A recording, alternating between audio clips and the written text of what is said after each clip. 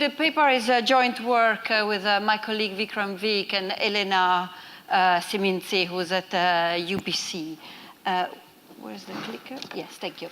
So what we do in this paper? Yes, okay. So as you've just seen in the previous paper, there's a lot of attention these days exactly to human capital, and the concept is this is getting one of the probably the most important element in a lot of firms. A lot of attention to it.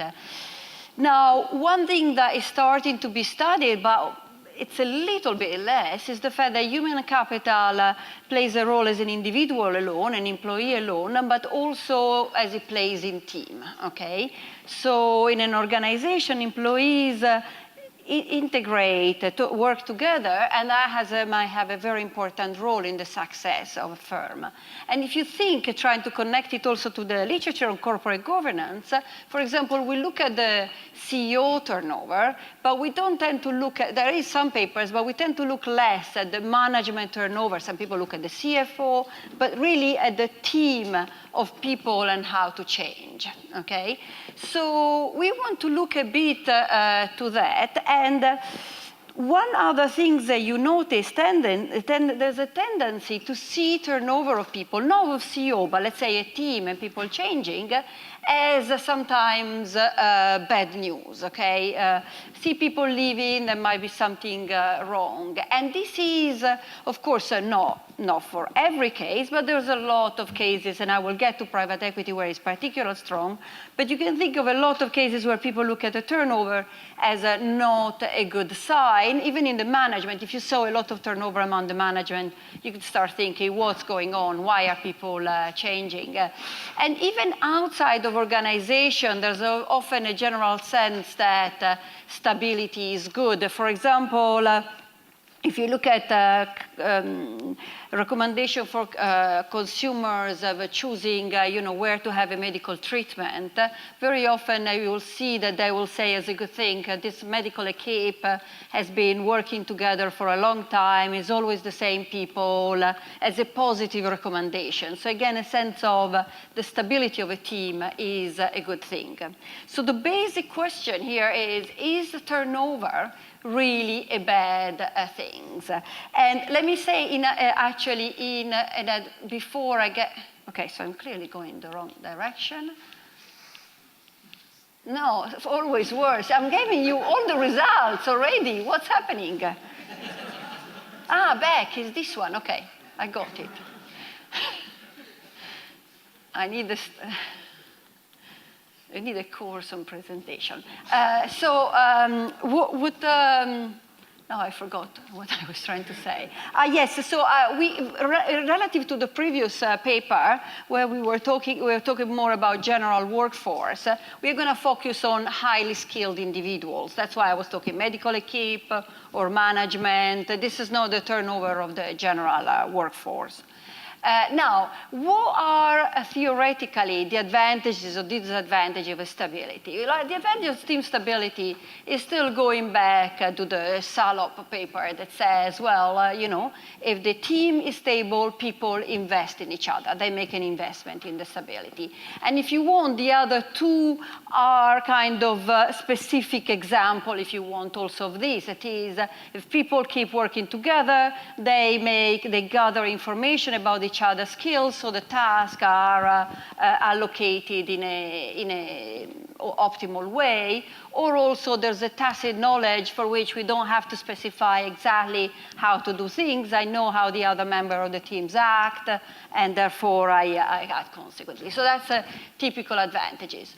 On the disadvantages, one is, if you want, obvious, but of course will play a role in our paper, is the fact that, some people underperform. There's a quality component. Some people are better than others. And when you hire them, you may not know the skill, and as you learn about it, there's a learn about the skill. That's still a Jovanovic paper. You may want to change them to improve, or even they may be optimal at a certain point, but not anymore later. And that could be also the second one. That is, the environment can change, and you may want to change the team. Just because some people were the best in a certain type of environment doesn't mean they're still the best in a different type. And finally, there's a literature which is coming more from the organizational behavior literature. So these are my colleagues in OB that help me. There's a literature says, well, new people, fresh idea, thinking out of the box can help. Otherwise, we just keep reinforcing each other's opinion, and then we tell each other how clever we are and how exactly right we are, and maybe we are not occasionally. So this is the type of argument. And what is the challenge, however? So first of all, if we want to say, well, so do we want a stable team or not? Or at least, is this general tendency, when we look at highly skilled individuals, the stability is good? Is it really necessarily true? The challenge is, first of all, you need a lot of data about the people in the teams. There's also the difficulty in identifying what is the individual contribution of an individual in an organization, right? Is this individual doing well or badly? You usually just see the performance of the general organization. And also there's an issue of reverse causality that, however, I want to stress here, this will not be a paper about causality, because we are not going to argue that if you go just out and fire 3 or 4 people randomly, you're going to improve your performance or decrease your performance, right? So I'm just rather, I wouldn't make clear that ex ante. I'm not going to try to, if you do this, that's what is causing it. It's more challenging the perception that stability is really something that we necessarily want. But let me come back to that. So what do we do in this paper? We focus on highly skilled, as I already said, and we use private equity as our laboratory. Why is private equity a good case? First of all, there's no doubt that in private equity, human capital is very important. As in all asset management, if you're trying to invest in one fund versus another, one GP versus another, of course, what you think is the human capital of individuals, because they are the ones who will deliver the returns. So you try to identify the fund with the best people. On the second thing, there's also, it's quite clear this actually came talking to a lot of practitioners as an idea, is investors, the people who invest in these funds, are actually completely obsessed. In the case of private equity, it's almost obsessed, and I'll come back, on stability. And they really look at how stable the team is. And in fact, just as an example, we collected from the websites of private equity funds who were fundraising at that moment some quotes. And you can see that they keep saying we have one of the most experienced and stable teams, stable investments team, stable private equity teams. There's this constant stress on the stability of the team. And therefore, the usual thing is there clearly is a sense of stability is very important from the point of view of the investors. And the question is it really so? And also the tendency is that you can also see it in the clauses, right? So very often the private equity will have a key man clause that is some individuals are key men or women. There are almost no women in my data set, so but the idea is if someone is a key man, it means if that person leaves, then technically the investors will have the right to take back the fund. They won't do it, they'll renegotiate the clauses, but you can see that it's very costly if that person leave, okay? And there's a tendency, this is in the last 5 years, actually, the tendency is the investors want to put almost every partner as a key man, exactly because they want to reduce turnover at all costs. Now, what are the advantages also of a private equity here? I'm incredibly late, I'm already realizing, so I'm going to start rushing, but I want to stress a few things. First of all, it's quite simple as an organization. It's a partnership, it's very horizontal. So while in another organization you can have people move out of that team, go in another department, here is in or out, so it's easier to identify turnover. It's also easier to measure individual contribution because people are in charge of one specific deal, or there will be 3 people, and and everybody has more or less the same kind of task: go and deliver the return of that company, turn it around, and sell it for more. So it's actually easier to measure the contribution, and also there's a sequential fund structure that can help us, as I was saying, to mitigate the causality concerns. Now, what are the results that we find? The first thing is, there is an obvious reverse causality that you can think, right? That is, you're at the beginning of a fund, and you see that you've already messed up and did a lot of bad investments. So you're saying, there's not going to be a carry at the end of the fund. There's no point in hanging it around. I'm going to leave. Okay, so you leave, and then you'll see the bad performance. It's just because people knew it, right?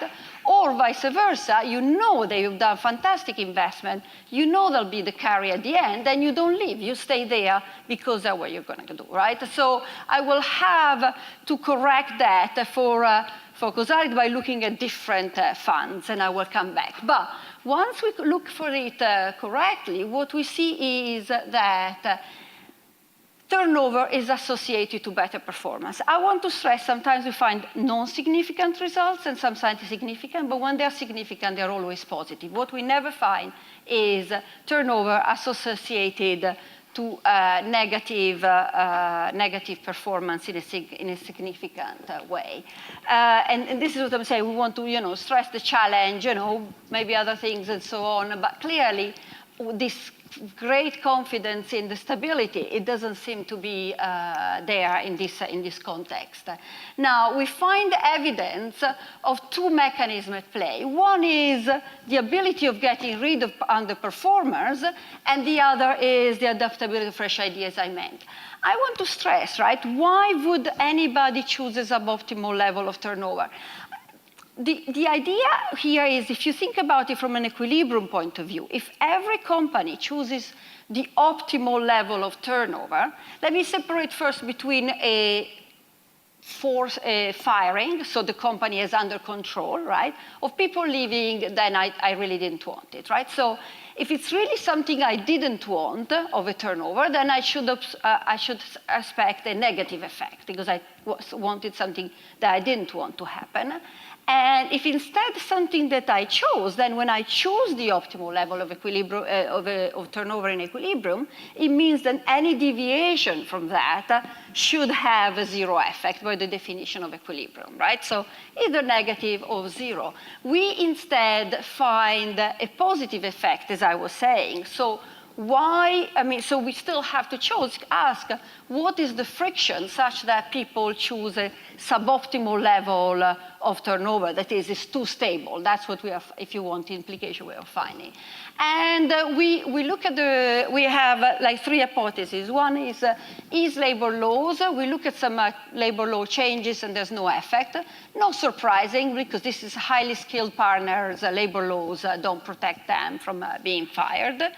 And then the second one is, this is the one we stress more, which is the asymmetry of information, right? So the story, if you want, is the private equity also, it works particularly well in private equity, but you can see it in other things. It's particularly opaque. So I don't know really if if the fund is doing well or not. All I see is a bunch of investment. I don't know what they're doing.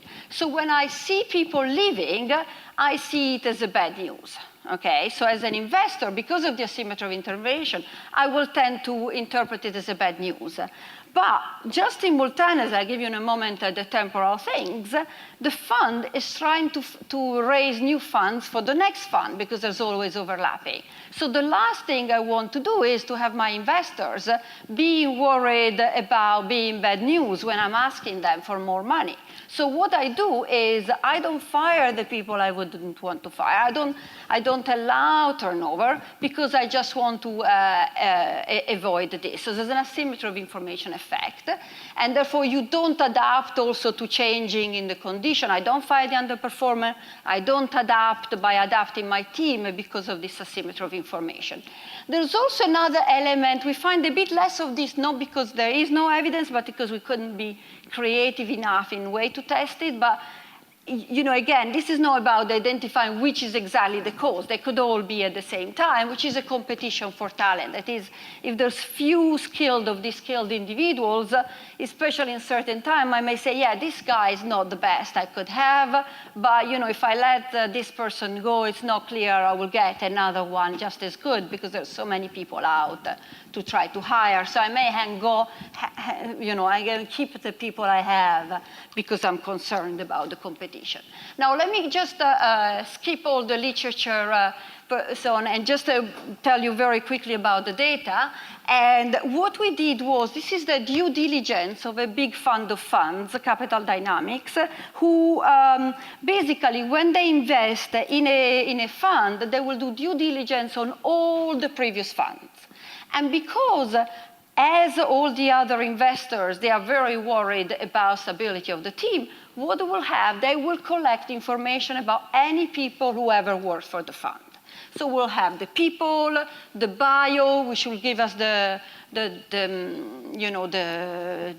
background, the reason for leaving, although a lot of them are pursuing personal interests. So I'm not sure if they're entitled to carry, key man, and crucially, the deal attribution. So I know which deal-specific, investment-specific that person is in charge of, so I can measure the actual performance of that individual. There are usually, on average, 3 people performing the same, but because there's a lot of changing, they're not always the same 3, I can exploit that variation to measure exactly of that person. And we also get additional things. I just want to show you very quickly how is the temporal thing of the fund. So if I have a fund T, it will last for, let's say, KKR, fund 3 of KKR, which will last started in year 2000, will last for 10 years. But after 5 years, on average, I will start raising fund for fund 5, so next fund, and so on. Now, how do we measure the turnover? In 2 ways. One, still suffer a little bit of that causality, but I'm more interested in thinking of, like, I call it short-term or long-term. So one is looking at the turnover in the first 5 years of, let's say, Fund 4, and then I look at the performance of Fund 4 or Fund 4 and Fund 5, okay? And there's still a little bit of the anticipation, but I'm saying, if there's underperformer here, I may try to change to fix the problem immediately. But then, alternatively, I also look at the turnover here, so in the 5 years before Fund 4 starts, and then I look at the effect of Fund 4 and Fund 5. And that is important to me. That's what I was saying about using the structure, because when these people leave, there has been no investment yet made. The money has not been raised yet. So I don't know, I don't have any special information about the specific investment that will deliver the performance. Now, so what do we do? The first thing we do.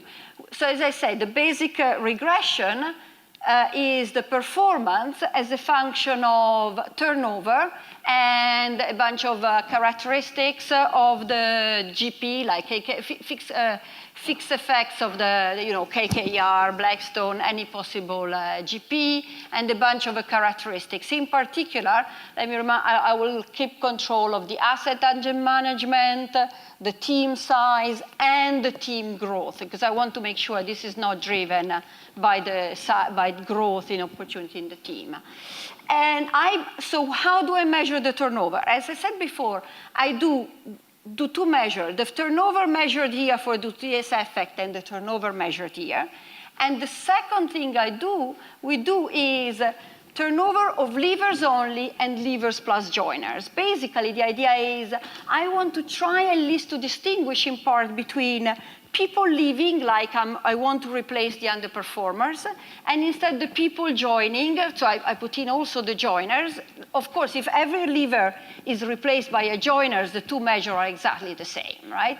But to the extent that there is a change in the size of the team, but I remember I'm controlling for the team growth, I'm trying to measure by the effect of replacing a team and instead the effect of the new people, new ideas joining. So what do we find? If I look at the first one, what I call the short effect, you can see, and this is what I was stressing, right? In some cases, it's more significant, less significant, but if it is significant, it's always positive. And we find the positive correlation between the turnover. This is of leavers, and this is leavers plus joiners, and this is only Fund 4, Fund 5. The first two column 1 and column 4 is without, okay, I'm just, yes, because I'm Italian, I'm taking 2 extra minutes, but then I'll go finish, sorry. But the idea is, so it's always positive. This one is a more long run, and you see what I mean? This is the long run, so the very early looking at what's happening later, and the effect that remains is more of the leavers plus joiners. And I will show you some more evidence, because what I want to stress is, in a way, what we are arguing is in the more short term, there's more an effect of replacing the underperformer to fix the investment they are not doing well. But in the long run, there's more the effect of adapting to the changing environment and the new and fresh ideas. Another way to do it, and I promise I'm going to finish very quickly, is we do the Lazier decomposition, in which you divide, and in the interest of time, I'll describe how, but departure with replacement, departure with no replacement, and addition to the team. And what you see that if you look at it in the short terms, what it matters more is the departure with replacement. So it's exactly the idea of replacing the underperformer. But if I look in the long term, what really seems to matter is the additions to the team. Always, I mean, controlling for things to make sure. Now, so this is the first thing we found so far. Just very quickly, evidence of the story I was saying. Well, first of all, you notice that the deal, the IRR of the deal of the people who left is much lower than the average IRR of the fund. So first of all, the people who leave seem to be the underperformer. The people who join seem to be slightly better, at least a bit on average. Another thing is, if I put in the skilled, so now I measure with my fixed effects or with the fact that I'm entitled to carry or so on, I look at the departure of the skills, I can see that the positive effect is reduced. Not surprisingly, I'm not replacing the underperformers anymore. But if I sum it up, it's still positive. So there's something more beyond just replacing the underperformer. And that's what I was saying. And then one more thing, this is in terms of, again, as I adapting to different circumstances, what we find here is that the turnover that seems to have the strongest effect is the turnover during recession. And again, is the idea that this is when things, you have to reinvent yourself, you have to change around. If before it was all average, now you use a different type of people. Top managers also are the ones who are the best able in changing their team during recession. And then I just want to show you one more slide, and then I promise I stop. I'm just so fitting every prejudice about Italian. I was already anticipating that you're Italian. Yeah, no, I'm just going. This is the last one. Just as evidence of the asymmetry of information, and that's it. You know, if there is an asymmetry of information, I would say I'm much more. Now, if I'm sitting on a fund in which I already had a lot of exits, basically everybody knows that I'm doing quite well, okay? So the asymmetry of information is dramatically reduced because I don't, yeah, these people are leaving, but look what I exit is clearly I'm doing well. And what we show is that the turnover, in fact, now here, is much higher when the fund has already had some exit, which is consistent with that. And so let me finish here and just say, so basically what we are trying to do here is just to challenge the normal. I keep the microphone, okay. No, that is very dangerous, I won't leave. So it's just to challenge the conception that stability is necessarily good. And I stop. Okay, many thanks for finishing almost in time. The discussant is Ron Gilson.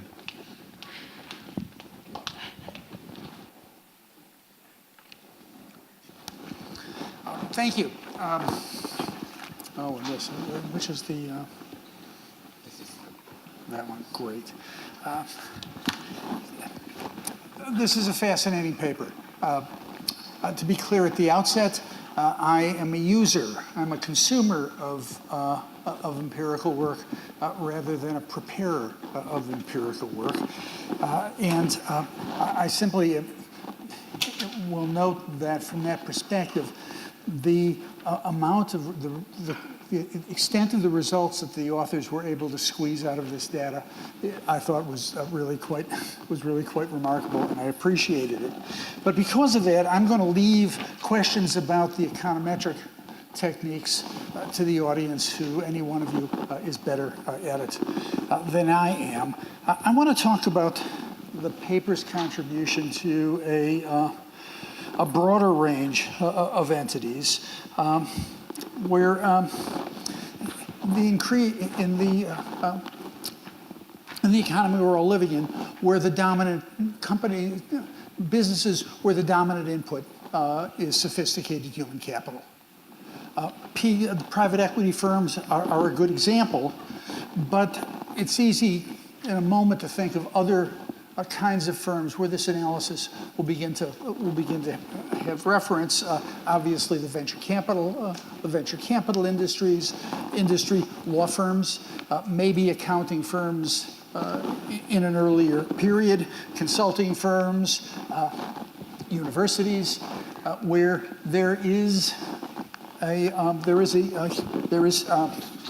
the basic input is human capital, and the sort of soft industrial organization suddenly changes radically. That is, if the dominant input is a blast furnace, I turn it on, I turn it off, and if it doesn't work, I call the engineering department.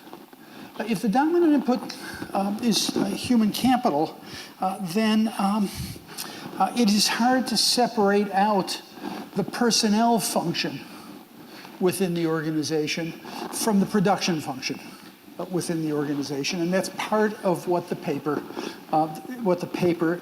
is trying to accomplish.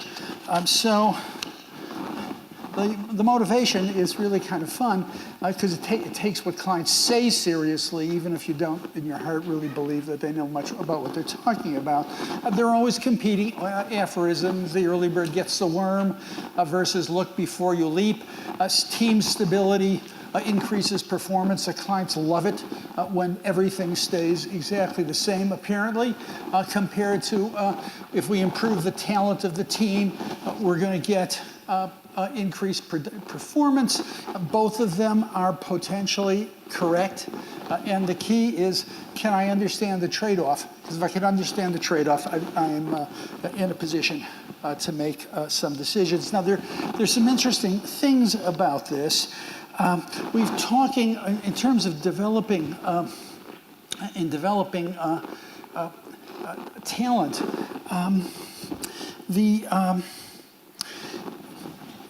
The adaptability issue is kind of interesting, and it ties back to Maria Sonta's paper at the beginning of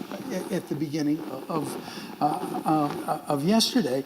There are a couple of papers of Rebecca Henderson's papers. I think it's in the 2015 AER papers and proceedings, where what she's talking about is describing the team capacity is the ability to sustain implicit contracts within an organization where you can't write explicit contracts, and the ability of a team to share both understanding of what's required and share and understand what is how their performance is being assessed becomes something that's really important, and it begins to get in the way of adaptability, because if circumstances change, those implicit contracts no longer work.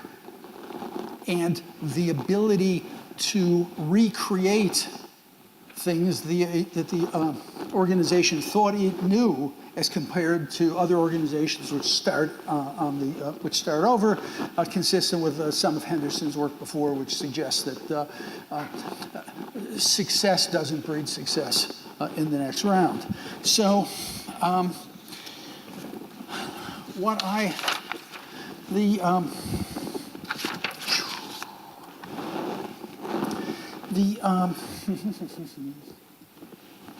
we start with the expectations, sort of the dynamic analysis, where the authors build this expectation that changes shouldn't result in any change in performance, because we're really clever managers. We replace just the right number of people, up to the point where the increase in talent from the new people I'm bringing in is just fully offsets the resulting instability from bringing in somebody new. So the increase in talent through replacement shouldn't change, shouldn't result in increased performance, and with the result that we ought to observe nothing. But we do, and the story becomes there's information asymmetry. Investors, particularly at certain of the time frames, it's too early to observe performance, and sometimes even when you can observe performance, you may not be able to observe the relationship between the termination of someone and expectations about performance. So there's the termination is a noisy signal, and so the clever PE managers get rid of fewer people than they otherwise would if that signal wasn't noisy. Okay, here's the point where I want to try to complicate things a little bit. And the complications goes back to what I mentioned in the first place, that is where the dominant input is skilled human capital. The production function, that is the payoff to performance and the client's observability of it, and the firm's management of its own personnel process begin to complicate each other. So far, what the paper, I think, ends up focusing on is from the perspective of the firm, it's not a dynamic analysis, in the sense that we're not trying to explain over any period of time how the firm grows itself. Because in order to remember, because if we're going to have a series of PE Fund 1, 2, 3, 4, 5, the fund's got to grow, and we've got to have a personnel structure in which we're able to both attract and sustain the people we want. Interestingly, one way to think about it is we need a filter. Because I have a great interview, I see a resume, somebody went to a good business school. I've got to identify which of those people are going to grow up to be the partners. Right? They don't enter as in charge of a transaction. We learn things about them as they go forward. So I've got to be able to attract people, but being able to attract people has something to do with how they're with the expectation that I'm going to be treated fairly. But on the other hand, I may also, they're going to terminate me if they don't like me. Or maybe they're going to terminate me because there's less business than they thought, or the team manager who gets attribution turns out not to be as good. So think, if you will, sort of a standard, trying to run a standard up and out personnel process where obviously you can't keep everybody who's good because otherwise the team will just grow forever. And you may actually get rid of people who are perfectly good, but they're not as good as you want, and they're not the people you're going to want to make as partners. So there's this personnel process inside the firm, in a sense, either independent or intertwined with the production function, that is having people who can run the PE deal taking place at the same time. So here's my feeble efforts at drawing a picture. Fairly simple, right? We've got talent versus stability. There's a team. The PME firm has a production relationship to the investors, and we see stability as a noisy signal of performance. The ability to attract people, where the team managers come from, how I manage their professional growth, which ones I keep, which ones I don't, how I contract with them, and I'll come back to that in a second, that's all a black box. But I want to suggest the black box relates to the main paper. And so here's the mildly more complicated story. We've still got the same production going on, but now I'm trying to sort of build in the personnel process. So I'm hiring people in. I'm trying to learn about their talent. I'm trying to cause them to stay, because the good ones, people will try and hire away. What am I promising? Oh, well, I'm giving him some salary and some profit shares, and then I'm giving them a lottery ticket. That is, if I'm good, then I'll get promoted, and if I'm really good, I'll get to be a partner. And of course, that's in the firm's interest, because if I'm not able to fill up the partners, then I'm not going to be able to run PE Fund 2 and 3 and 4 and 5. The trouble is, the process, the term I think is dual-sided uncertainty. Neither side can observe what's going on. That is, think of it from the new associate, from the person who's joined the firm and working their way up.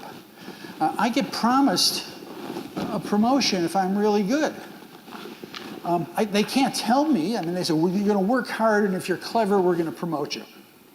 Whatever that means. On the other hand, if their business isn't so good, I may not get promoted. So there's uncertainty from that perspective.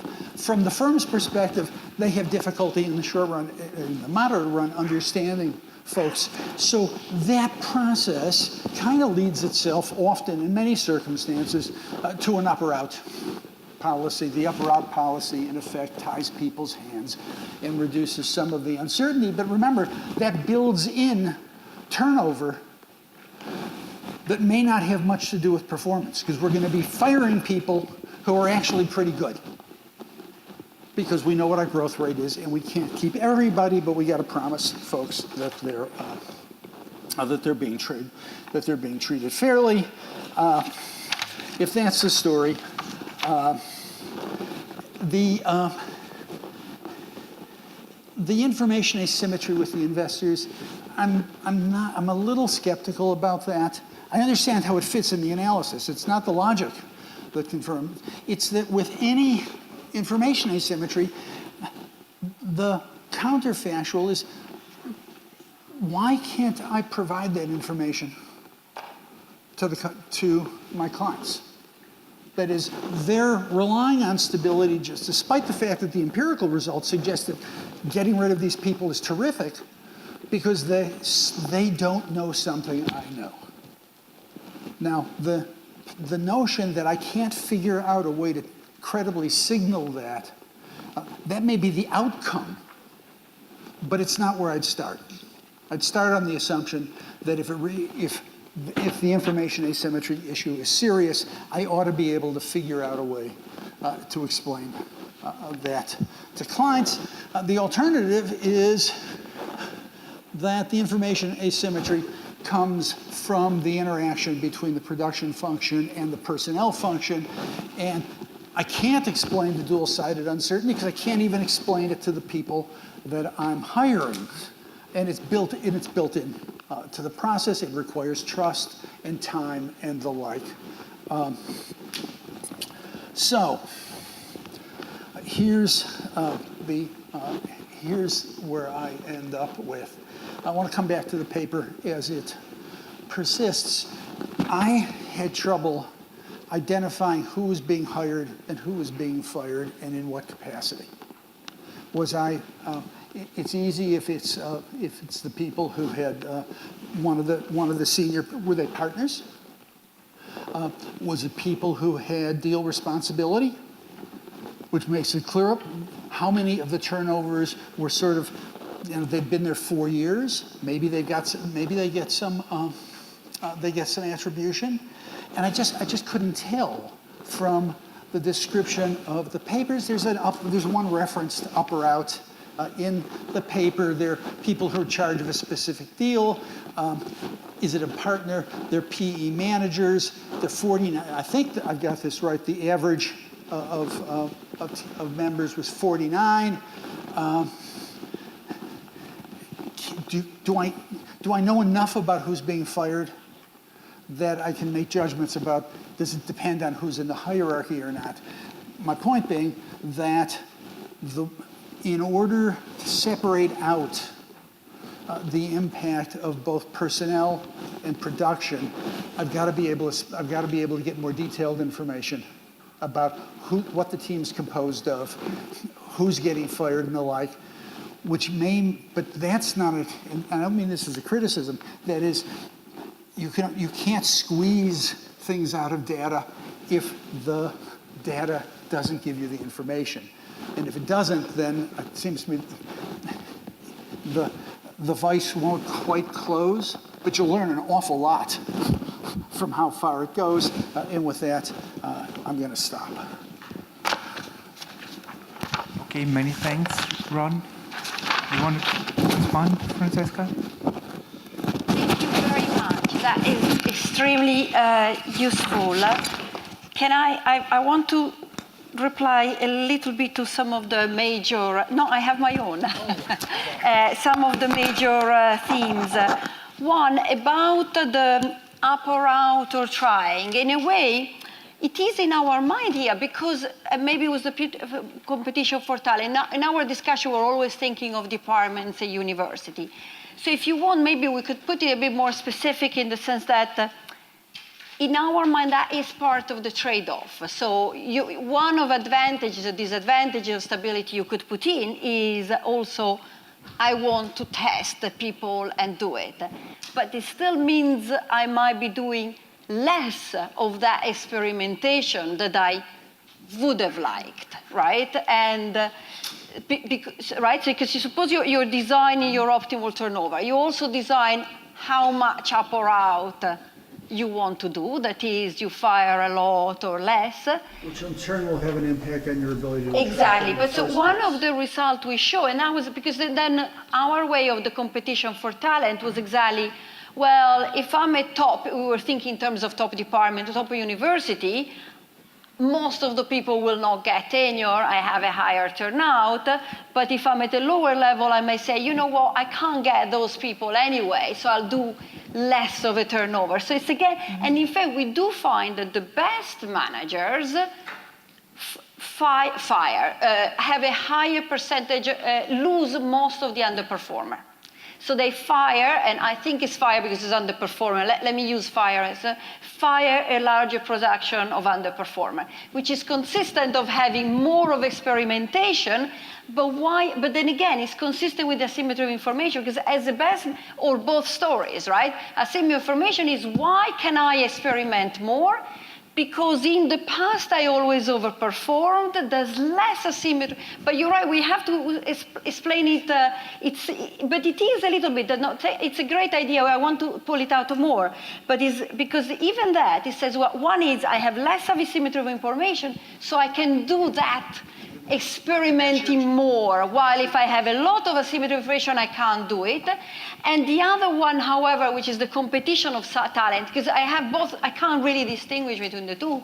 It would be, well, you know, I want to experiment more, but if I can't get the better it doesn't really help. Because also, for us, the underperformer are always underperformer relative to the other people in the fund. So it's not in absolute term, right? So if someone underperforms, is the worst of the one I've got.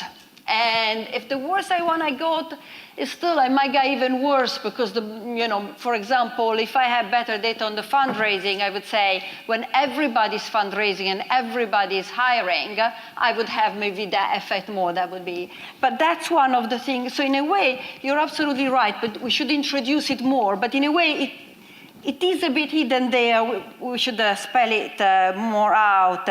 Now, asymmetry, I want to stress one thing, because I do believe asymmetry, this is in a way special about private equity, is very difficult to convey asymmetry.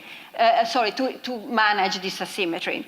One is, you know, these investments are not exited yet. That's what I was saying. Once it's exited, it's fine. But the investment, I may think is doing fantastic, but until I've sold it, or I may convince to fool my investor that it's doing fine, but until I've sold it, I don't really know.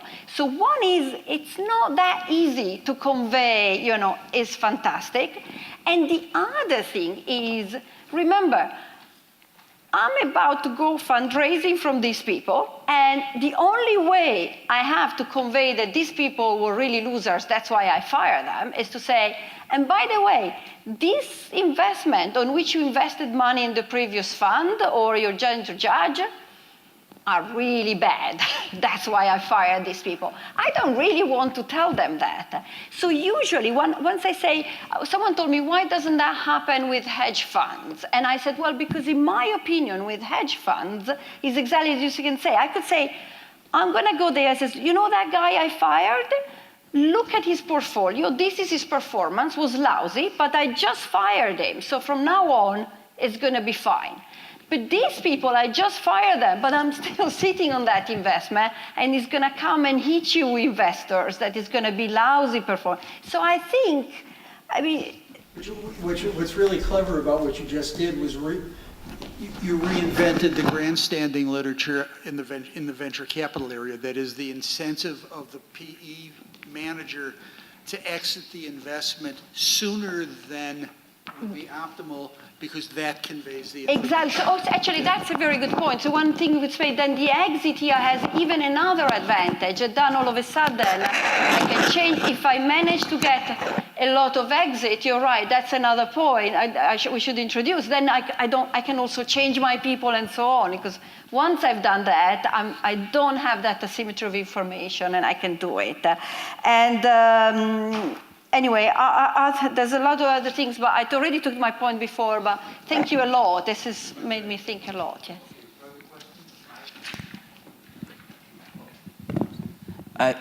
Not that I don't believe one story, but I'd like to suggest the opposite, just make it as simple as possible.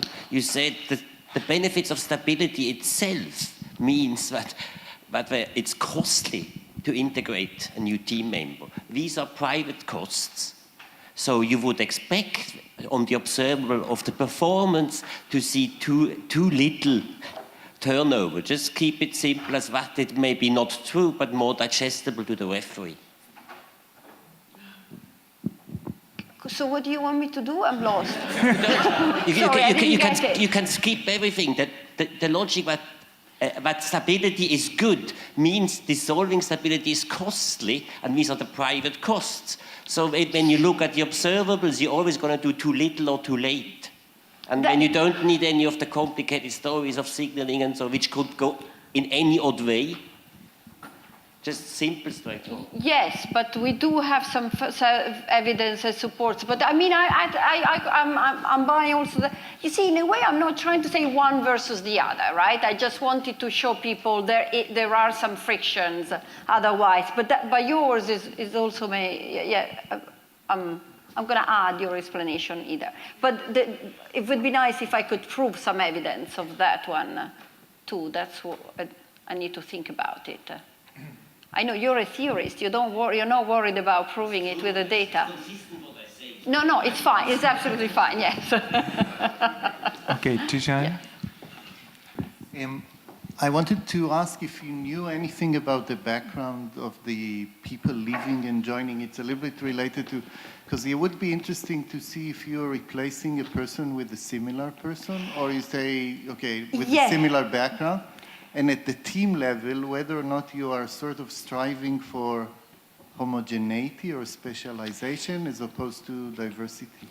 Yeah, in a way, we started doing it, and then it was getting out of hand in a lot of direction. We set it aside. We first looked at, because we had this sub-team, whether homogeneity versus heterogeneity mattered, but we had only, country of origin or MBAs, but we should go back and look at that stuff. The only thing that we really looked here was the background as experience.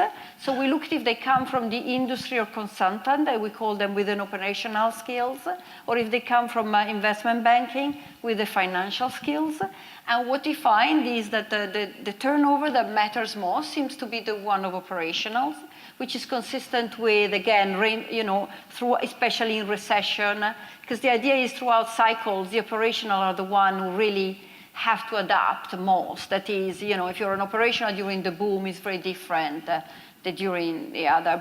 And also the change in proportion between operational and financial seems to matter. So we looked at not so much about how well they work with each other, but more about adapting, the proportion of team, how many people focused on the financial versus the operational, and that seemed to matter.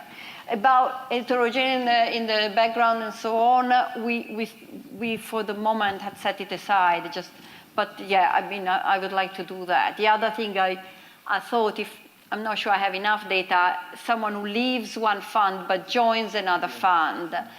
And I have some, but of course the data reduces because some people leave private equity, some people joined another fund, but is a subset of the people who are leaving, and some join another fund, but of which I don't have the detailed data, so I can't have their individual performance. So I will look at that. That's one thing we want to look, but it's a small subset, yeah. Okay, Renee and Joe then. Okay, so I had two questions. So I'm a little bit confused what a team means here. So normally if you think about a team, it means you can't really tell individual contributions, right? So you can't disentangle the person. So it's different from a department where you know exactly what each person contributes, right? So I think it might be useful to understand, is it like, can the PE, like whoever is figuring out who to fire, do they really know who's the underperformer or not? Because I think that would be interesting. And then related to this question, so if it's really a team thing where you can't distinguish individual contributions, is there a sense in which the people are quitting voluntarily? Like, so the classic, is leaving a quit or a fire? I think that would be interesting to understand better. Yes. So, you are right that at this point, this one also, we're a bit losing the terms and so on. The reason why we use team, you're right, to the extent that we are talking about replacing the underperformer is not so much as a team, right? But because we were arguing, remember, even when you look at only the overperformance, so the good people who leave, the effect is reduced, but there's still a positive. And we are saying, is the fresh ideas, and there's something more. So that would be I'm measuring the contribution, and even when the single contribution is positive, the turnover is still giving me a positive effect. And that's the part of adapting the team ability or fresh ideas. And that's where more the team component. But it is true that to a certain extent, you can see it as just turnover in an organization.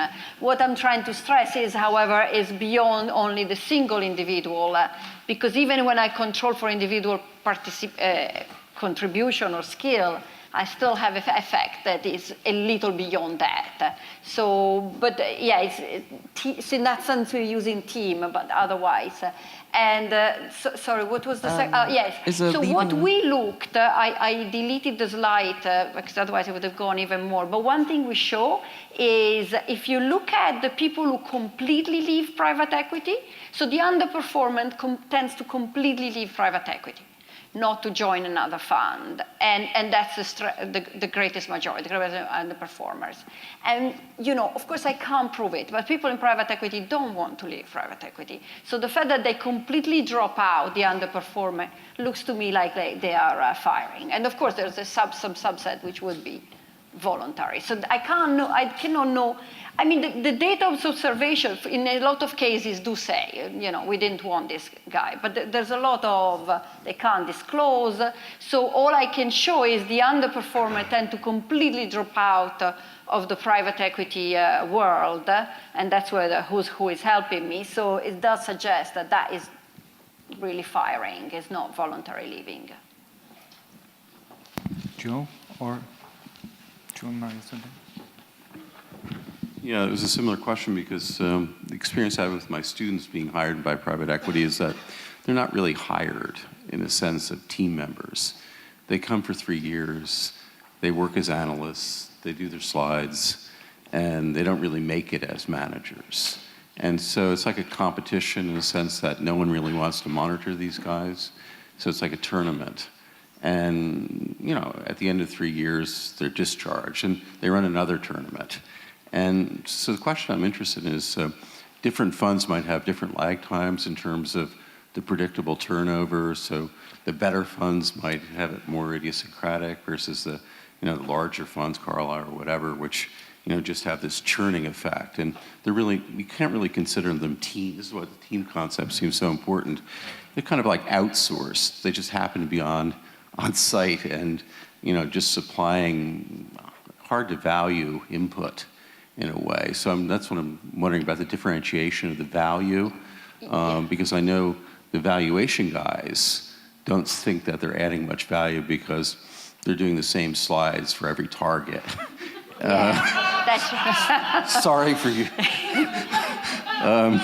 So that's why I'm want to ask about this team production. Kind of looking at the partner. We do, you see, in one part, we do the turnover of people who are entitled to carry, because identifying the hierarchy is a bit difficult because each fund is slightly different, right? Yeah. So the best way is the people who are entitled to carry or carry about a certain amount, which again is not perfect because in some funds is more concentrated than another, but it tends to really isolate the people who are the partners and the most important. And this is where I see that the positive effect is not as positive, because this is the people I want to retain, but I still have a positive. Even if I look to the key man only turnover, it starts getting tiny, but it's still there. And that's what I was saying.